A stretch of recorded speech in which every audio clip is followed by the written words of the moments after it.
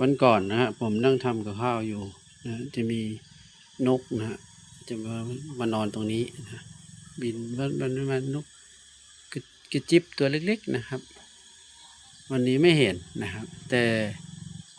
จะเห็นไอ้ตัวนี้แทนนะฮะเห็นไหมครับท่านผู้ชมเห็นไหมครับอันนี้ก็เรียกว่ากระปอมนะบ้านผมก็เรียกกระปอมนะครับกระปอมกระปอมตอนนี้ผมกำลังแกงอยู่กระปอมนะเห็นไหมครับกระปอม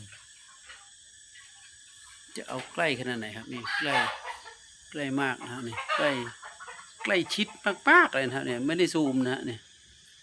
ใกล้ชิดมากๆเลยนี่ใกล้มากๆเลยใกล้โอ้โหไม่รู้จะใกล้ยังไงแหละนะครับตัวนี้เห็นมาตั้งนานแล้วนะตั้งแต่เล็กๆนู่นนะฮะที่ผมจำมันได้เพราะว่าด้านข้างนะท่านผู้ชมด้านข้างมันตรงคอเนี่ยว่าสีดำๆมันจะเป็นแผลเหมือนมันเป็นแผลเป็นนะครับผมได้จำมันได้ตัวนี้แต่เล็ก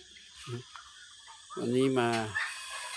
มาอยู่นี่เห็น2-3 วันแล้วนะครับวิ่งไปวิ่งมาอยู่แถวนี้นะฮะ